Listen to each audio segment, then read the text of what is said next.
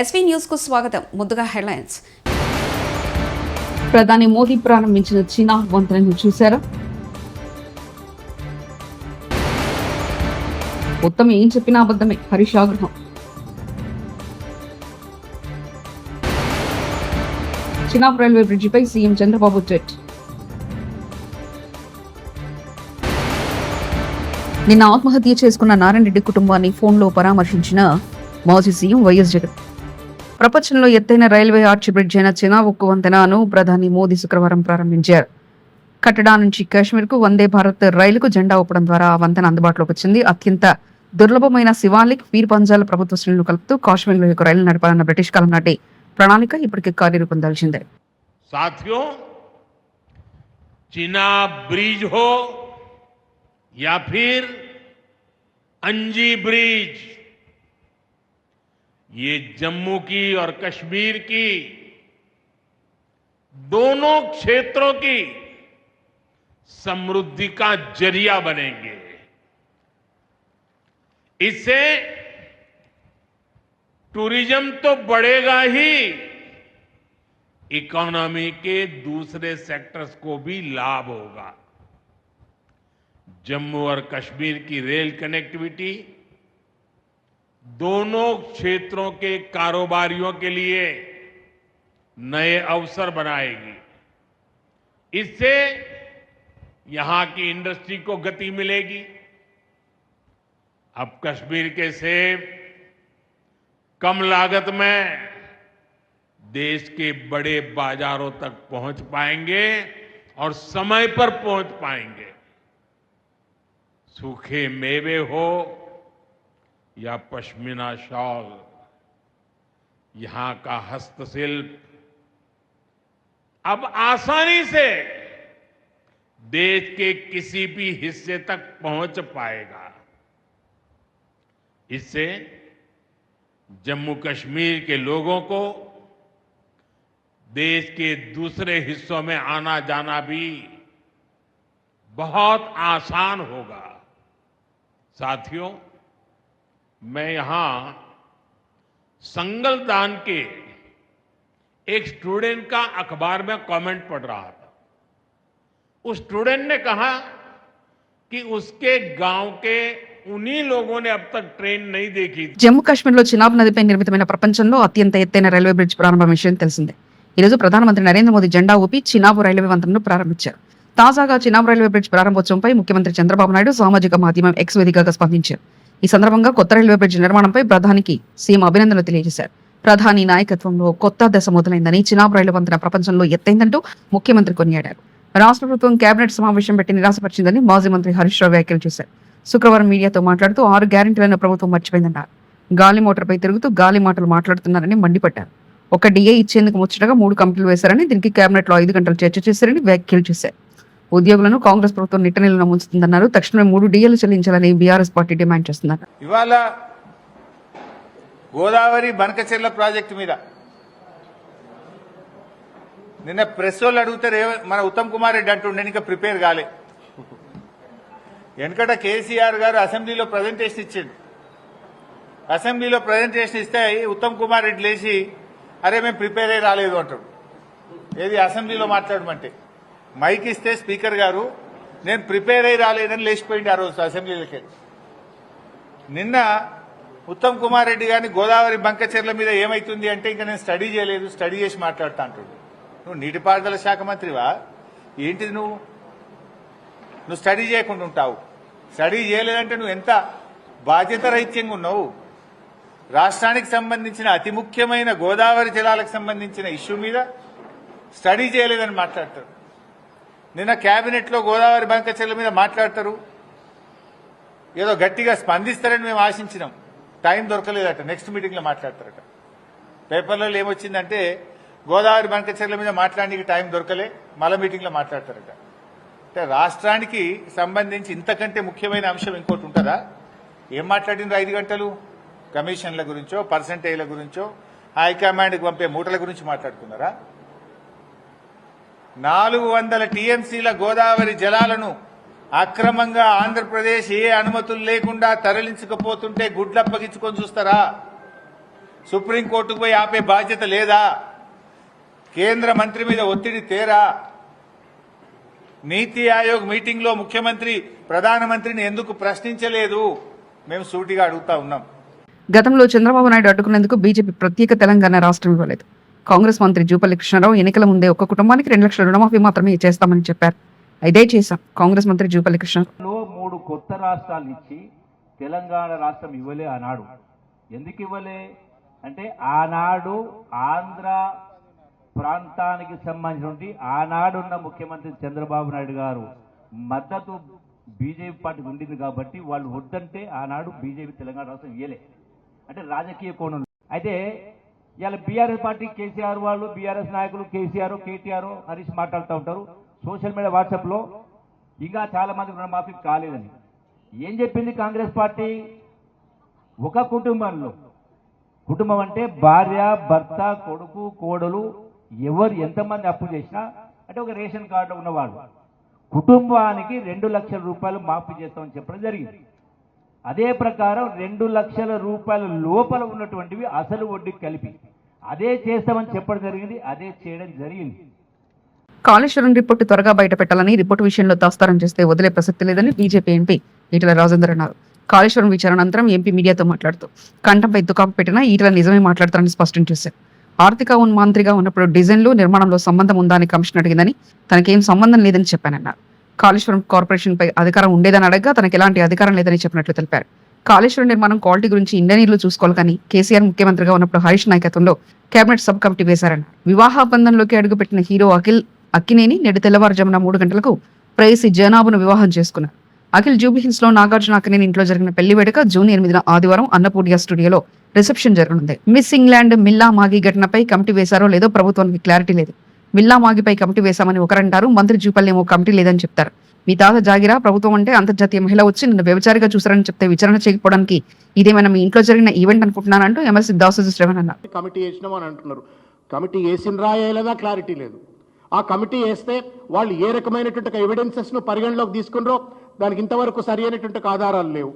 CCTV footage ఏమైనా examine చేసినరా? ఆధారాలు లేవు. ఆ రిపోర్ట్ని ఏమైనా సబ్మిట్ చేసినారా? ఆధారాలు లేవు.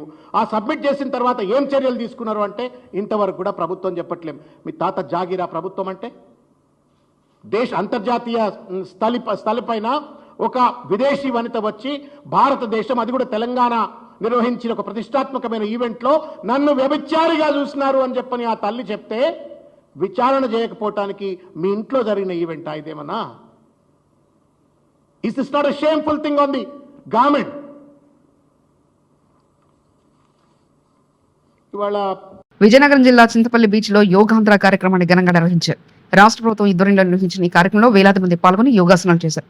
జిల్లా కలెక్టర్ డాక్టర్ బిఆర్ అంబేద్కర్, ఉన్నతాధికారులు పాల్గొన్నారు.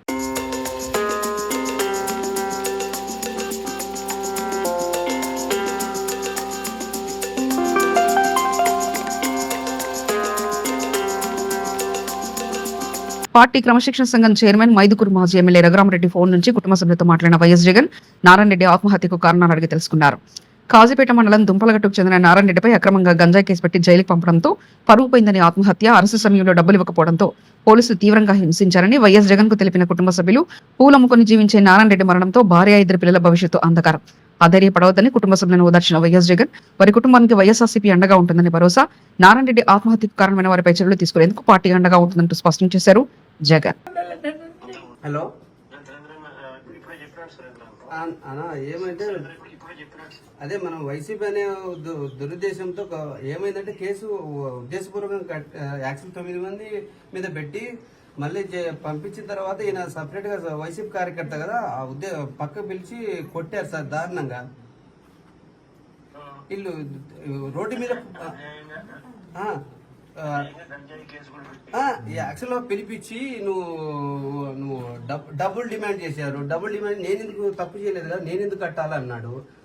తర్వాత ఇంకోటి ప్రెజర్, ఇంకోటి ఏంటంటే మెయిన్ ఏంటంటే మన వైసీపీ అనే ముద్ర ఉంది కదా, ఆ ముద్ర తప్ప మనం చేసుకున్న నేరంలాగా భావించి దారుణంగా సార్. ఇప్పుడు రోడ్డు ఎందుకంటే నేను చిన్నప్పుడు 6 నెలల పిల్లప్పుడు మా అక్క సంవత్సరం మా నాన్న గుండె పొట్టి చనిపోయాడు సార్. మా తాత వాళ్ళంతా సాకారు. సో ఏదన్నా పార్టీ తరఫు నుంచి పిల్లలకు ఆర్థికంగా మీరు, ఎందుకంటే మీ తోబుట్టు అనుకోండి సార్, ఆర్థికంగా ఖచ్చితంగా మాకు సాయం చేయాలి సార్.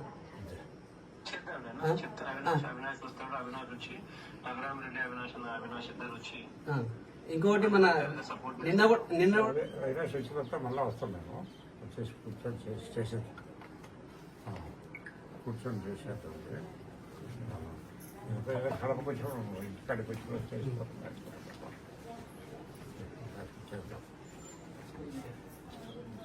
అదే తప్పకుండా చేద్దాం.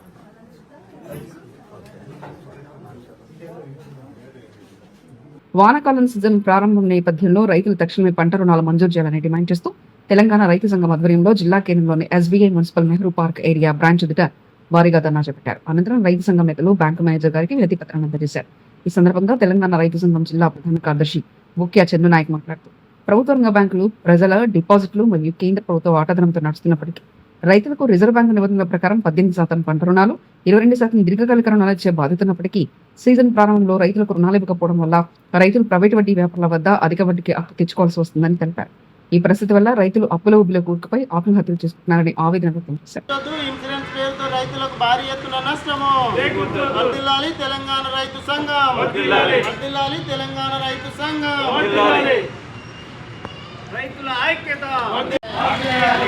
కొత్త రైతులందరికీ తిరిగి పంట రుణాలు ఇవ్వాలి. రైతులందరికీ పంట రుణాలు మాఫీ చేయాలి. పంట రుణాలన్నింటిని వెంటనే. వర్ధిల్లాలి తెలంగాణ రైతు సంఘం. వర్ధిల్లాలి తెలంగాణ రైతు సంఘం. వర్ధిల్లాలి రైతుల ఐక్యత. వర్ధిల్లాలి రైతుల ఐక్యత. వర్ధిల్లాలి రైతుల ఐక్యత. మాఫీ చేయాలి రైతు పంట రుణాలన్నింటిని వెంటనే. మాఫీ చేయాలి రైతు పంట రుణాలన్నింటిని వెంటనే. దేశవ్యాప్తంగా బ్యాంకులలో ప్రభుత్వ వాటాధనం ఉంటుంది. అదేవిధంగా రైతుల డిపాజిట్లు ఉంటుందని రైతులకు రుణాలు ఇచ్చే కాడ అన్ని బ్యాంకులలో బ్యాంకు విధానపరమైన వల్ల ఈరోజు రైతులు బయట అప్పుల పాలై ఆత్మహత్య చేసుకునే పరిస్థితి పెరుగుతూ ఉన్నది. కాబట్టి దీన్ని దృష్టిలో వేసుకొని మేము జిల్లా వ్యాప్తంగా ఈ ధర్నా కార్యక్రమం నిర్వహిస్తున్నాం సార్. కాబట్టి మేము మీకు ఇచ్చే ఈ మెమోరాండం ద్వారా ఈ కేంద్ర రాష్ట్ర ప్రభుత్వాలకు పంపించాలని, అదేవిధంగా మన పరిధిలో ఈ బ్రాంచ్ పరిధిలో ఉన్న అనంతపురం విలేజెస్లో ఉన్న రైతులందరి పెండింగ్లో ఉన్న రుణాలన్నింటినీ తక్షణమే వాళ్ళకు మంజూరు చేయాలని, అదేవిధంగా ఒక్కొక్క రైతులకు ఒక్కొక్క రకమైన ఏంటంటే వాళ్ళకి ఇన్సూరెన్స్ పేరుతో ఉదాహరణకు 50,000 లోన్ ఇస్తే ఒక 20,000, 10,000 ఇన్సూరెన్స్ పేరుతో ఇస్తేనే ఆగిపోతున్నాయి. అట్లని కాకుండా మా రిక్వెస్ట్ ఏంటంటే రైతులు ఎక్కువ భూమి మీద పంటలు వ్యవసాయం ఇట్లాంటి చేసే క్రమంలో ఖాళీ జారడం లేకపోతే పాట కూరలు ఇట్లాంటి ఎక్కువ జరుగుతున్న ప్రమాదాలు. కాబట్టి 2,00,000 రూపాయలు 2,000 రూపాయలు అయితే 40 లక్షలు CCI ద్వారా కల్పిస్తున్నారు. ప్రతి రైతులకు అవకాశం అది ఖచ్చితంగా చేయండి. కానీ పెద్ద ఎత్తున మాత్రం 20-30 వేల అట్లాంటి ఇన్సూరెన్స్ చేయడం వల్ల వాళ్ళకి పంట కట్టి పెట్టుబడికి సరిపోకుండా ఇబ్బంది పడేటువంటి పరిస్థితి ఉన్నదని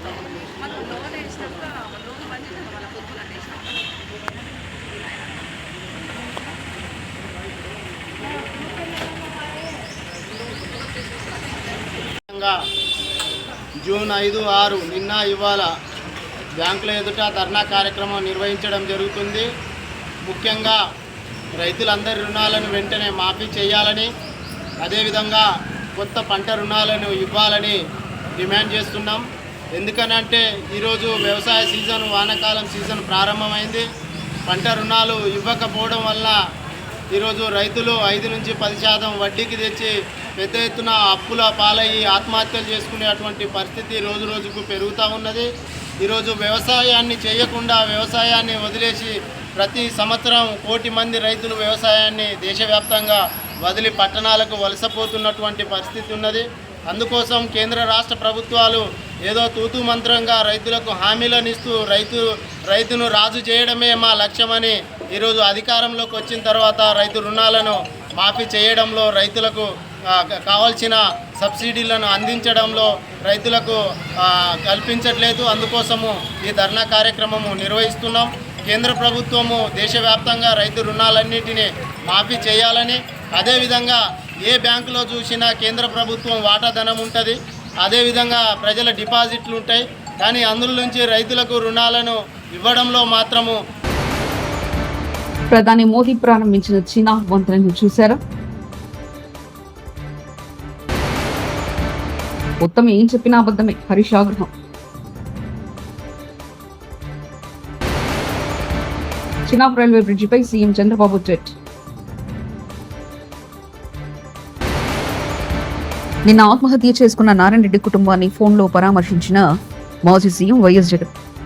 ఇవి బులెటిన్ విశేషాలు. చూస్తూనే ఉండండి ఎస్వీ న్యూస్.